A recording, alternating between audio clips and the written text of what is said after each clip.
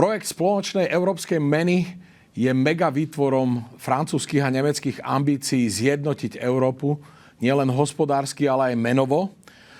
O tom, ako a čo robí Európska centrálna banka, o ekonomických podmienkach v Európe a v eurozóne sa dnes budeme zhovárať s profesorom Markusom Kerberom, ktorý je profesorom verejných financií a zároveň ústavným právnikom, a Reuters ho vo svojom článku nazval ako trňom na rúži Európskej centrálnej banky. Dobrý deň. Dobrý deň. Welcome, Mr. Kerber. I'm glad to be here. Thank you. You are set to participate on the conference that is organized by the Slovak Liberal Party on the topic of the inheritedly unstable monetary union. That's a juicy subtitle to the conference.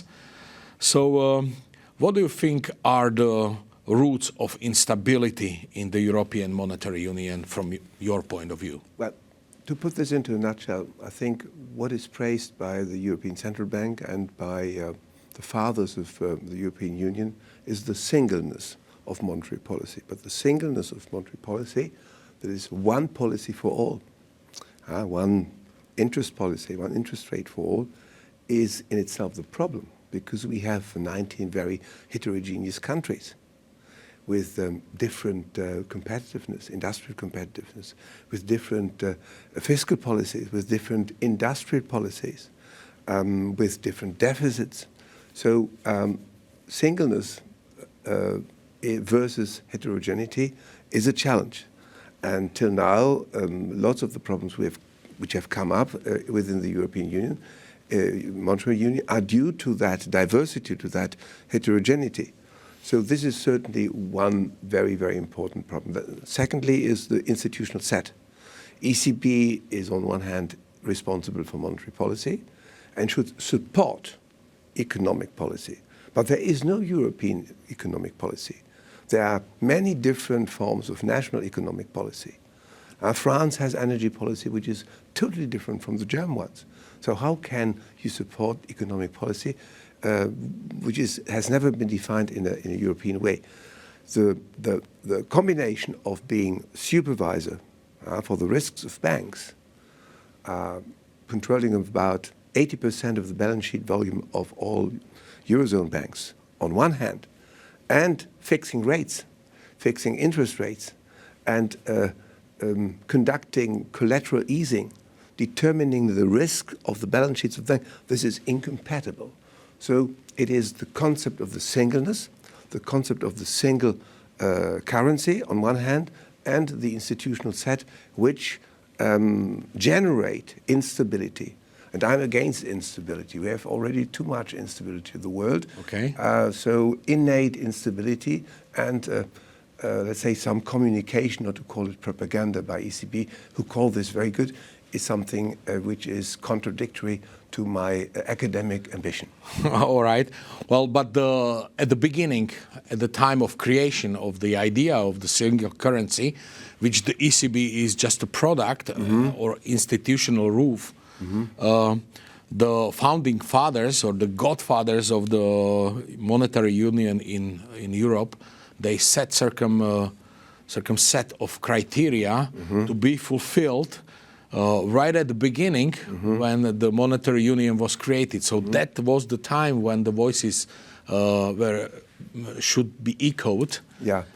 And they set the debt and deficit limits that right from the very beginning were not fulfilled by some states. So this is kind of a curving of a principle right from the beginning. So is this the root of all evil? I wouldn't say this is the root of all evil, because this is very emotional and we have a very rational subject. I think there's a great misunderstanding from the very beginning of the monetary union. The misunderstanding starts with Mr. Delors, who is called the founding father of the euro. He wanted to abolish Deutschmark. He was a French politician put at the helm of the European Commission to do one job: abolish once and forever the Deutschmark and the monetary hegemony of the Bundesbank, because this was something which the French could not accept. Now, when de Gaulle came into office in 1958, there was parity in exchange rates between Deutschmark and franc. When I started at École Nationale d'Administration in France in 1984, there was only 1/3 left of the franc. So this is incompatible with national prestige. So let's be very blunt. The project of the European Monetary Union is a French project to abolish Deutschmark. Full stop. Okay. In order to let's say to whet the German appetite to swallow that, they have found a European costume, and they call it European Monetary Union. And as the Germans are very attached to no inflation, stability, little fiscal deficits, they invented the convergency criteria you've mentioned.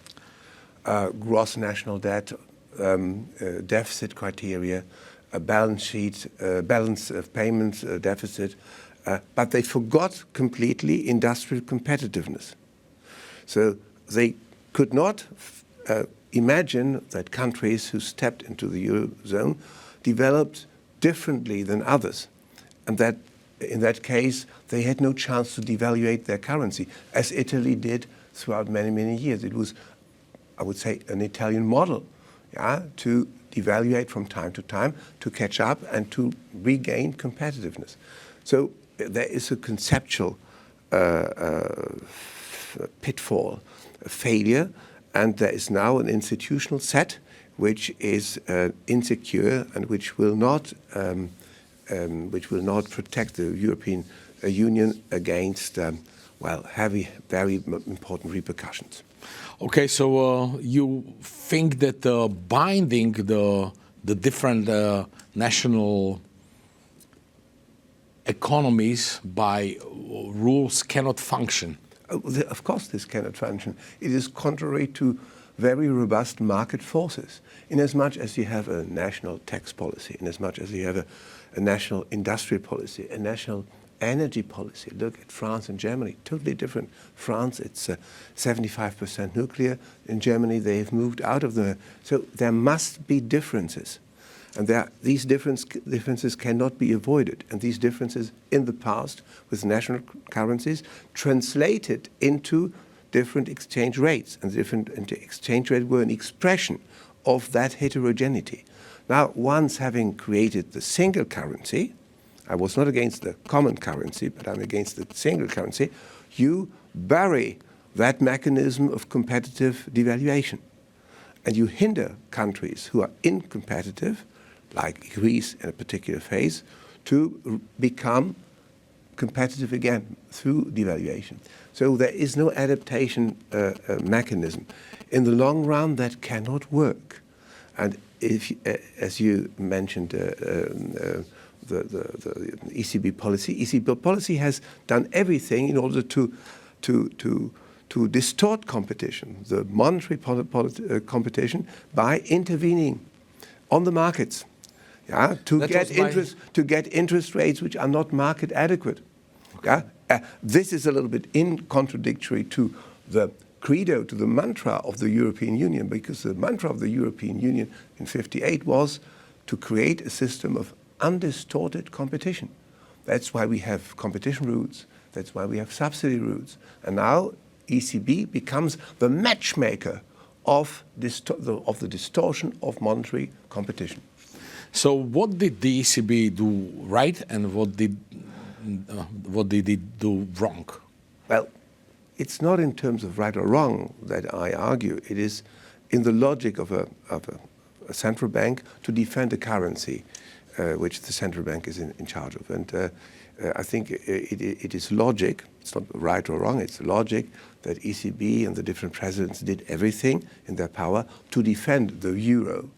But the first president was Mr. Duisenberg, that's Dutch man. He never had a problem in defending the euro. This was the sunny side of the creation of the eurozone. He had no real problems, except at the very beginning, the problem of the markets who didn't give the value to the euro currency he wanted to see for the euro currency. So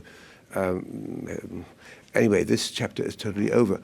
But then Trichet faced the first crisis in 2010, and in the course of the great financial crisis, Well, some countries like Greece and Italy were hit stronger by the crisis, and the security market program provided them with help.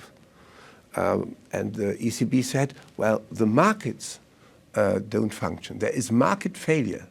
And we, ECB, state market failure. What a pretense of knowledge. Yeah, what a pretense of knowledge. If markets react to say they fail, the markets value countries in a particular way, and the interests are the price for lending money, for borrowing money. And they are as well part of a piece of information, very important. Okay. A very important piece of information for the governments, for the finance ministers. Of course, if interest rates go up, finance ministers are not happy about that.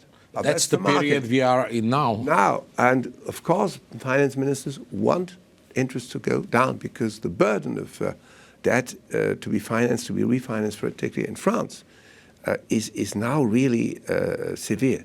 In France, I think that Italy is in even worse shape. No, I can't follow you there because the structural deficit in France is much higher than in Italy. So, but the overall debt burden is much higher. Is still much higher, but France has very much moved into the zone of vulnerable countries with gross debt of about 150% of GDP, which is a dimension France has never reached. And this is the consequence of a fallacy continued under the Macron presidency, that we have very low interest rates, and with very low interest rates, even a heavy burden of debt can be borne for a long time. Now, Mr. Weidmann, the not very much beloved president of Bundesbank, said there will be one day a rise of interest rates. And then all these people who have betted on eternal zero interest rates, they will pay that fallacy. Now we are in such a situation.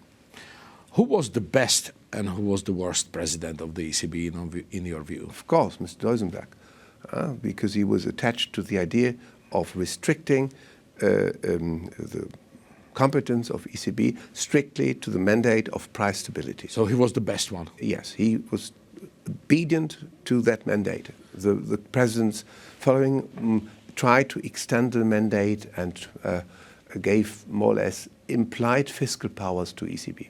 Who was the worst? The person in charge now. Because she is not only politically wrong, but she is extremely incompetent. She always says she is a bad economist. She's not an economist at all. And if you look at her press conferences, she has to read things and to repeat things and is not very familiar with the figures. She does not inspire credibility. And this is for an institution as important as ECB, really a pitfall. Let me turn the page to the current economic issues. Yeah. Germany is the only major advanced economy that fell into recession, while the others are growing, especially the United States. What do you see as causes of this situation? Well, we have a political situation in Germany which is more than complicated. We have a three-party coalition with coalition partners who are in conflict to each other. The two major partners, the Greens and the Social Democrats, have more or less won the upper hand in that coalition, with a program of ecological transformation and a program of social expenditure which serves their clientele and only their clientele. Now there is a growing protest in Germany about that, when the Greens wanted to tell the Germans how to improve and how to repair their heating systems. The citizens said this is not for the state to tell us. And this government no longer has the majority of the Germans. It's a minority government, as a matter of fact. And the Germans, I don't want to enter too much into politics, but I can say I represent the feeling that this is an unprofessional government. Okay. And the big business cannot live with an unprofessional government. So there is a growing uproar, a growing protest in the widest circle of the economy. Medium-sized companies, big corporations, trade unions, that Germany needs a political kick and needs a political reset. How about the external factors like the global demand? Germany is a pro-export country that runs excessive surplus on its current account. Yeah. And now with the slowdown, let's say in China and other global powerhouses, what is that of a factor in terms of recession in Germany? Well, because the political side is one. Germany is more vulnerable to lessening demand in the world economy than the French economy, for instance. Because look at the machine tool industry in Germany, which is, let's say, one of the most important assets of our industry. This is very much export-orientated. 80% of the turnover is realized abroad. So there is no market without the foreign market. It's by definition an export market. You mentioned the problem with China. Well, the problem with China is that two factors. First of all, the Chinese economy is growing far more slowly. And secondly, Germany has, and German managers, German businessmen have betted on growing business with China without taking into account the political aspects. Now, after the Nord Stream failure, which is the greatest failure of German policy after the war, it's a total misjudgment of the situation by not only by some people, not only by some experts in energy, but by leading members of the Gerhard German. Schröder's It's not only Gerhard Schröder, it's a wide network of people, Chancellor Merkel as well, who thought that you could do business with Vladimirovich Putin, and who neglected the political side of business. Now there is a revival of geopolitics. Germany, after the war, you know what happened in the war, said, now we have no longer any imperial ambitions. The neighbors said, very good. The Germans said, very good. The only thing we want to have is gross national product. Henry Kissinger, a man I have great respect for, once said Germany is a GDP in search of a political raison d'etre. Now, today Germany is in a phase of awakening because such an important economy cannot do without politics. We cannot simply import this or that to China and not aware, without being aware of the political intentions of a partner like China. Because to be polite, China is at least as well a rival as far as the economy is concerned and a rival as far as the political system is concerned. Yeah, well, China is a communist country with dictatorship. In your recent article in the Financial Times, you claimed that the national central banks of the Euro system filed record losses due to unprecedented bond buying. How much is the total loss? Well, the total loss has to be evaluated for the time being. The national central banks have not taken into account these, let's say, economic losses because they can continue in their accountancy to avoid write-downs and to continue to have this in the balance sheet at the historic purchase prices. So for the time being, we don't have write-offs, but the potential of write-offs for Bundesbank is huge, several hundred billions of euros. On the 23rd of February... Hundreds of billions of euros. Okay. Yeah. And what is important in this particular field, and this has not been mentioned in the article you referred to, is that the countries with central banks with relatively solid fiscal policy, who had in the times of purchase records, zero interest rates. Now they pay far more in terms of losses than the countries with the high interest rates or relatively high interest rates in the past. So losses for Bundesbank and for the Bank of the Netherlands are far higher than for Banca d'Italia. And this is a paradoxon, that the countries with relatively orderly public finances have to register more important, significantly more important losses than the central banks of the Eurozone with very lax fiscal policy. But the central banks can as well just let the the program run until they mature, the bonds mature, and they get paid by other governments or their own government the face value of the bonds. Right? In as much as the nominal value is paid, they can keep this in the balance sheet till maturity. Okay. This is what they do. And then there is no loss. And then they argue, they are free to do write-offs or not, or to make provisions or not provisions. But in terms of accountability, not in terms of accountancy, they should at least explain themselves to the public. Well, I'm very, very full of suspense as to the press conference for the balance sheet of Bundesbank on 23rd of February, how Mr. Nagel will turn around that point. Because it's really a point you have to twist around. On one hand, economic losses are there, but they are not realized in terms of accountancy. But in the German public, the citizens, well, they, of course, want to have an explanation. Mm-hmm. Why are we suffering these losses, whereas in Italy and France, the losses are far more limited? Is this the product of a policy which fundamentally Germany has always contested, and the Dutch with us? Well, but Germany is the biggest economy in the Eurozone and has the biggest share on the ECB's capital. But only one vote. This is something which is totally disproportionate, power and voting power. The capital power and the voting power. And you've seen the resistance within the group of governance when Mr. Weidmann became an almost candidate to the presidency of the European Central Bank. They didn't agree on many things, but they agreed on one thing: it should not be a German. So Germany didn't have a president. Germany is undervalued, underestimated within the European Central Bank, and unfortunately, Mr. Nagel is not the guy who has the guts to speak his mind and to face a person like Madame Lagarde, who is intellectually not in a position to lead such an important institution like the central bank.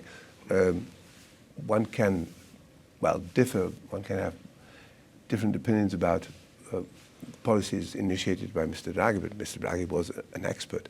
He was a sovereign man.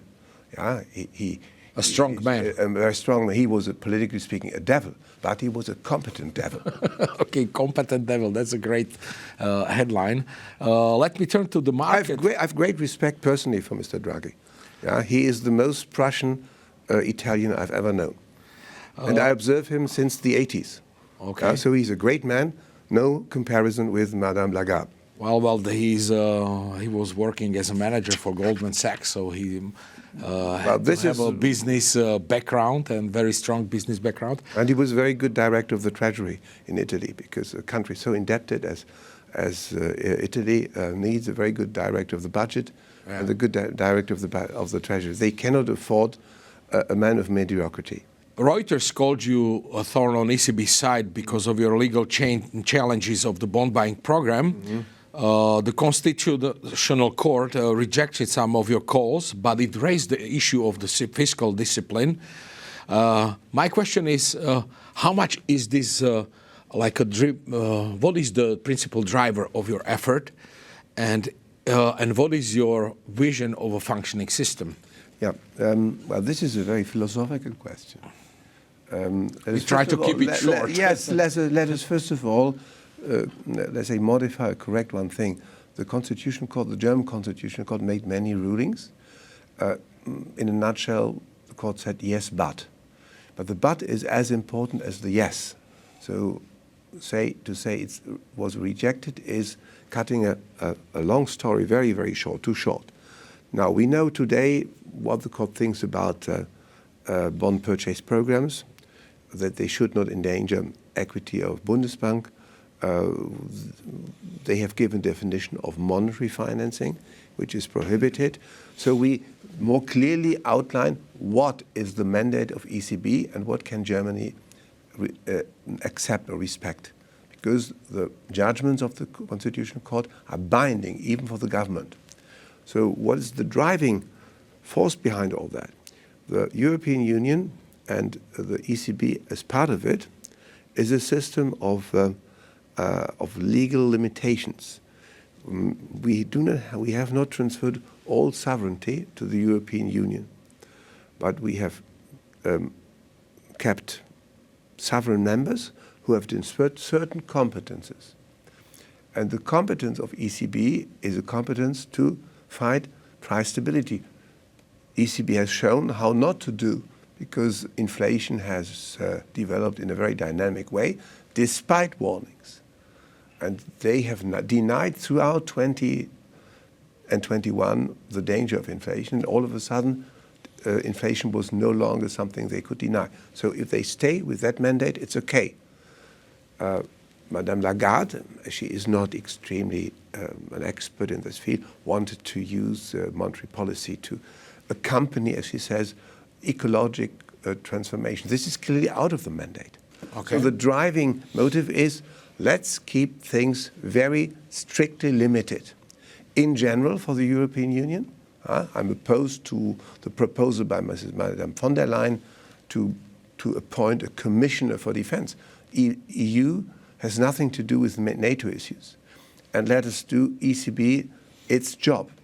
An independent central bank can only work if it restricts itself to the mandate and nothing else, because central banks have the privilege not to be democratically elected and simply to carry out a mandate. Then they have to stick to that mandate, stick to their guns.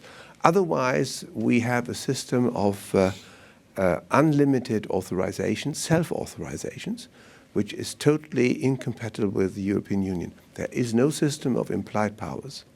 The mandate is fixed, and that, by the way, is why Madame Lagarde, during her press conferences, in the most embarrassing moment, said, we are clearly within our mandate. Well, she repeats this because it is more than doubtful whether certain programs, like the pandemic purchase program, is still within the mandate of ECB. All right, so let me turn to the quick questions for the end. It's black or white, okay? Yeah. Spontaneous answers. Money or gold? Money. Euro or Deutschmark? Deutschmark. National or supranational? National. Beer or wine? Wine. Football or soccer? Soccer. Punk or heavy metal? Heavy metal. Great answers. Thank you for your time. I do thank you. And enjoy Slovakia. I do enjoy Bratislava. It's a lovely town. Thank you very much.